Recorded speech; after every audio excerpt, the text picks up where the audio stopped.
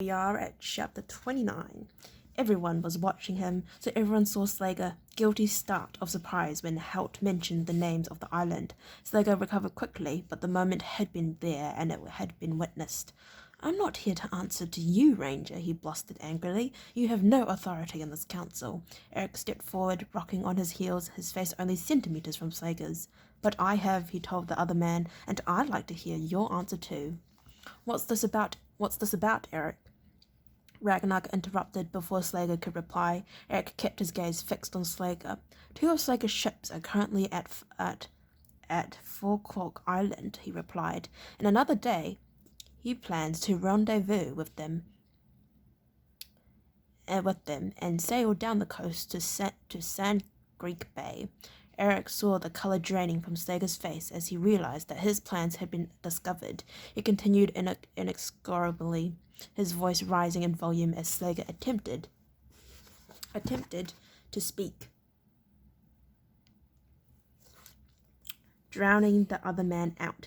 "There, he plans to embark 150 Timidra warriors and land them behind our lines to attack us from the rear." The room erupted as people began to shout all at once. In vain, Slager spat abuse at Eric and protested his innocence. His followers in the hall, and there were more than a few, roared their protests, while those who had favored Eric roared back, calling for Slager's head. The bedlam continued for a full minute until Ragnar rose from his seat. "Silence," he bellowed. Oh my gosh, I was like Dumbledore. Anyway, in the ensuing quiet, you could almost hear a pin drop. "How do you know this?" the Oberjar asked. He disliked Slager. Many of the Canadians did, but the concept of such treachery was so absolutely abhorrent to the simple Canadian code of conduct that Ragnar found it impossible to believe it of anyone, even Slager. His plans were overheard, Ragnar, Eric told him. Instantly, Slager was screaming his innocence. "This is lies! It's a pack of filthy lies! Who heard me? Who claims I'm a traitor? Let them face me now." "As a matter of fact," Ragnar said Holt, raising his voice so that he was heard clearly in every corner of the room, "this information is here with us. The informant is here with us." The piece of news stilled Slager's protesting immediately. Ragnar eyed the Ranger with distaste. Since he had arrived in Helsham, the comfortable established order of things had been continually disrupted. "Then let's hear from him," the Oberjar said. "Not him, Ragnar. Her. The informant is Evelyn. Perhaps that's why Slager is so keen to have her discarded and killed. Discredited and killed." Uproar once again filled the room, and Will realized how cleverly Holt had played this hand. In the confusion of the moment, nobody asked the obvious question: how could Slager have known that Evelyn had discovered his plan? For if he didn't know, he would have no reason to try to discredit the girl. But now that Holt had planted the seed, the Canadians would all half believe that Slager's actions were intended to forestall Evelyn, rather than the other way around. In the light, her accusation could not be dismissed out of hand. It had to be investigated. "Proof!" Slager was shouting now, and some of his followers, realizing their own necks were close to the headman's axe, were shouting it too. "Anyone can accuse me, but where's this proof?" Ragnar silenced the shouting with a gesture. "Well, Ranger," he asked Holt, "can you offer us proof of these accusations?" Eric hurriedly stepped into the breach before Holt had to answer. "Svengel is bringing the two ships from Forecork," he said. "He should be in port by tomorrow." But now Slager saw the way out. "So there was no concrete evidence of the plan. So, two of my ships are waiting at Forecork," he cried, his voice shrill once more. "What does that prove? How does that make me a traitor? It doesn't, does it, Eric?" A few of those in the hall started to echo the thoughts, and not just his own followers. As Holt had pointed out earlier, the mere presence of the ship at the rendezvous was no proof of Slager's treachery. Emboldened now, Slager stepped towards the crowd, addressing them and not the Oberjar. "They accuse me of treachery. They slander me. They take the word of an enemy of this country, the sworn enemy of our Oberjar. Yet they can show no way to prove their vile claims. Is this Canadian justice? Let them find a way to prove it, I say."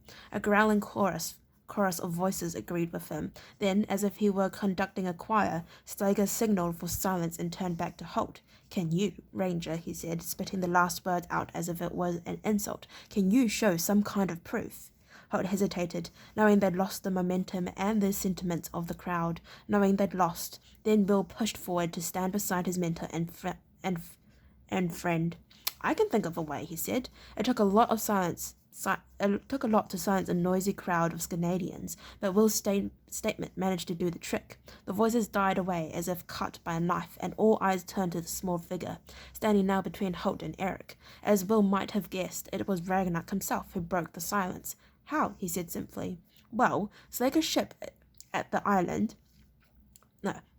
Slager's ships at this island, taken on their own, may be no proof of his intention to sell out to the Temujai, Will said carefully, thinking through his words before he spoke them aloud, knowing that all their safety hung by a hair's breadth on the way he expressed his idea. He saw Ragnar draw breath to speak and hurried on before the Obergel could interrupt him. But if Eric took Wolfwind to the Sand Creek Bay, and if they happened to find, say, 150 Temujai warriors waiting there to embark, it's a fair indication that someone is planning to betray you, isn't it? There was a murmur of agreement among the assembled crowd. Ragnar frowned as he thought through the idea. Beside Will, Eric muttered, "Good thinking, boy." "That's true," Ragnar said finally. "It shows there's treachery been planned. But who's to say Slager's involved?" Will chewed his lip as he thought over that one, but now Holt spoke up. "Obergel, there's a simple way to find out. Let Eric take not one ship, but 3 ships. After all, that's the number the Temujai are expecting to see. Then he can speak with the leader of any Temujai who might happen to be there and tell them that Slager has been detained and has sent him in his place. If the Temujai leader responds with words along the lines of, 'Who the devil is Slager?' then our friend here is as innocent as he claims to be." He paused and saw that Ragnar was nodding as he considered the idea. Then he added, more deliberately, "On the other hand, if the name Slager seems familiar to the enemy, then there is all the proof you need." "This is ridiculous," Slager burst out. "I swear to you, Obergel, that I am no traitor to Scandinavia. This is a plot cooked up by these Erlends." He gestured contemptuously at Holt and Will, and somehow they seemed to have tricked Eric into believing it.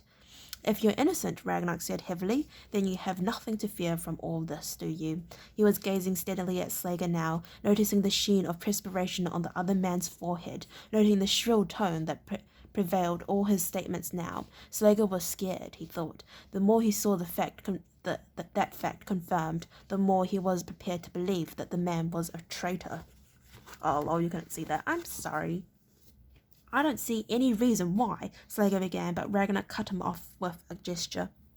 "I do," he snapped. "Eric, take 3 ships to Sand Creek Bay immediately and do as the ranger suggested. Once you've established whether or not Slager is involved in this plot, get back here and report. As for you," he turned to Slager, who was beginning to edge towards the side door of the room, "don't try to go anywhere. I want you where I can see you until Eric returns. Oofak, see to it." He addressed this last comment to one of his other sailor Giles, who nodded and moved to stand beside Slager, laying a hand on his arm. "One thing, Obergel," Eric said, and the Scandinavian leader turned to him again. "Once I've established that Slager is involved, is it all right if we reduce the Temujai numbers a little? There'd be a few less we have to fight here, at least." "Good idea," Ragnar said, "but don't take any risks. I need to know the traitor's identity, and you can't tell me that if the Temujai kill you." "Why not go ahead with the plan they're expecting?" Will said, before he could stop himself. The Canadian leader regarded him as if he were mad. "Are you out of your mind?" he said. "Are you suggesting that Eric actually bring this Temujai back here as prisoners? We'd have to subdue them and guard them, and that would take men away from our own battle lines." "Not back here," Will said, turning to appeal to Eric. "But couldn't you find some pretext to make them get off the ship at this Four Cork Island, then just leave them there?" Again a silence, broken this time by a deep, throaty chuckle from Eric. "Oh, what a prize idea," he said, grinning fondly at Will. "If we take these horsemen through the Vulture Narrows, I'm sure we can have them begging to get ashore for a few hours. The seas there are terrible at this time of year, guaranteed to make any inexperienced sailor seasick." Ragnar rubbed his chin thoughtfully. I take it these Temujai are unused to sailing, he asked Holt. The ranger nodded. Totally, Oberjal. Ragnar looked from Holt to his young apprentice. This boy of yours shows a certain talent for the sort of devious thinking we expect from you rangers. Holt dropped one hand lightly on Will's shoulder and said with a completely straight face, We're very proud of him, Oberjal. We think he'll go far. Ragnar shook his head warily. This sort of plot and counterplot was beyond him. He waved one dismissing hand at Eric. Get your ships ready and go, he said. Then dump these Temujai on Forecork Island and get back here. The matter was done as far as he was concerned, but Slager had one last desperate objection. Oberjal, these are the people who accuse me. They're all in it together. You can't send them to verify their two charges. Ragnar hesitated. Fair point. He turned to his elfman. Borsa, you go with them as an independent witness. Then returning his gaze to Slager, he concluded, As far as you'd better hope there are no Temujai at Sand Creek Bay. Alright, I'd like to thank you very much for listening to read up to chapter 29. If you'd like to listen to read chapter 30, then please stay tuned and hopefully I'll see you next time. Bye bye.